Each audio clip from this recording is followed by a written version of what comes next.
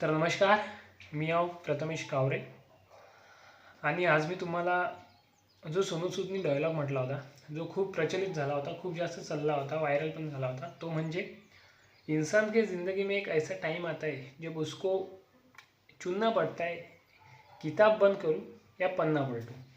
तो जो फेज होते वो फेज म्हणजे जवळपास ती फेज प्रत्येकाच्याच लाईफमध्ये येते. जास्त करून जे विद्यार्थी ग्रॅज्युएट झालेले आहेत आणि जे फार्मसी आणि इंजिनिअरिंग आहे मेनली त्यांच्या आयुष्यात जास्त येते. कारण की नेमकी एवढी महागडी डिग्री घेऊन जॉब लागत नाही, कॅम्पस त्यांना नेत नाही, तर त्यांच्या आयुष्यात नेमका तो प्रश्न येते, आता करायचं काय? स्ट्रीम सोडून देऊ, दुसरा पर्याय निवडू की काय करू?